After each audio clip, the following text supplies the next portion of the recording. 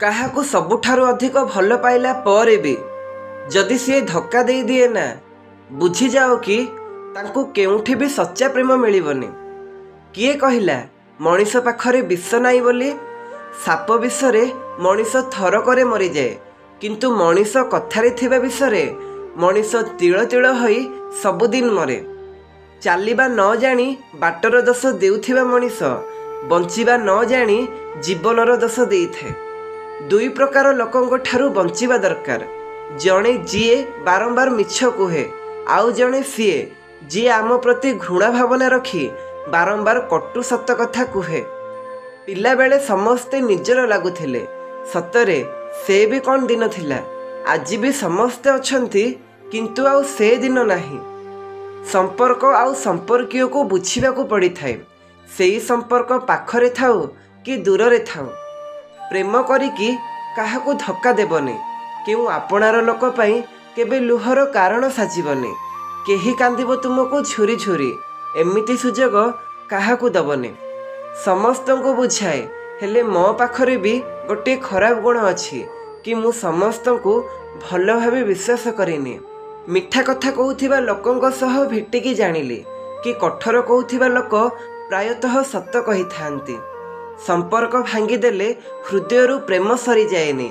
ଯିଏ ଦୁନିଆ ଛାଡ଼ି ଦେଇଛନ୍ତି ତାଙ୍କ ପାଇଁ ବି ପ୍ରେମ ଏଇ ଛାତି ତଳେ ଅଛି। ଝିଅଟିଏ ପ୍ରେମରେ ସବୁ କରିପାରେ, କିନ୍ତୁ ନିଜ ପ୍ରେମକୁ ଆଉ କାହା ସହ ବାଣ୍ଟିବା କେବେ ବି ସହିପାରେନି। ଭବିଷ୍ୟତର ନଦୀରେ ଭଲ ନାଉରୀଟିଏ ହେବା ଦରକାର, କାରଣ ଭାଗ୍ୟର ଡଙ୍ଗା ଯେବେ ବୁଡ଼େ ନା, ନା କାହାର ସାହାଯ୍ୟ ମିଳେ ନା କାହାର ସାହାରା। କଥା କେବଳ ସମୁଦ୍ରର ନୁହେଁ, ଯେତିକି ଗଭୀରତା ଏଇ ହୃଦୟରେ ଅଛି, ହୃଦୟରୁ ଭଲ ପାଉଥିବା ମଣିଷ ହିଁ ମାପିପାରିବ। ଯାହାର ଯିବାର ଥାଏ ସିଏ ଚାଲି ହିଁ ଯାଇଥାଏ। କାହାର କାନ୍ଦିବାରେ ବି ତାଙ୍କୁ ଫରକ ପଡ଼େନି। ପ୍ରେମରେ ବି ଜୀବନ ଯାଏ। ମୁଁ ତ ତାଙ୍କଠାରୁ ଜାଣିଲି ଯିଏ ହସିକି ବିଷ ଦେଲେ, ଆଉ ମୁଁ ଜାଣିକି ବି ପିଇଦେଲି। ମୁଁ ଯେବେ କିଛି ନ ହେବାର ଅଭିନୟ କଲି, ତାଙ୍କ ମୁହଁ ଉଦାସ ହେବାର ଦେଖିଲି। ବଞ୍ଚିବାର ଇଚ୍ଛା ଯେଉଁ ଟିକକ ଥିଲା, ତାଙ୍କ ଚେହେରା ଦେଖି ସେତକ ବି ଛାଡ଼ିଦେଲି। ମୁଣ୍ଡ ଉଠେଇ ଚାଲିବାକୁ ଚାହୁଁଛ ନିଜ ଲୋକଙ୍କ ଠାରୁ, ନିଜ ରହସ୍ୟକୁ ବଞ୍ଚାଅ। କାରଣ ବାହାର ଲୋକ କେବଳ ଜଖମ କରିପାରିବେ, କିନ୍ତୁ ନିଜ ଲୋକ ସେଇ ଜଖମ ପାଇଁ ଅସ୍ତ୍ର ଆଉ ସାହାରା ସାଜିବେ। ଚିନ୍ତା ସେତିକି କରିବା ଦରକାର ଯେତିକି ତୁମର କାମ ଅଛି। ଏତେ କରିବା ଠିକ୍ ନୁହେଁ କି ସମ୍ପୂର୍ଣ୍ଣ ଜୀବନ ଚିନ୍ତାରେ ହିଁ କଟିଯିବ। ନା ସେ ସ୍ୱପ୍ନ ଦେଖ ଯାହା କେବେ ଭାଙ୍ଗିଯିବ, ନା ସେ ହାତ ଧର ଯିଏ କେବେ ବାଟ ଭାଙ୍ଗି ଚାଲିଯିବ।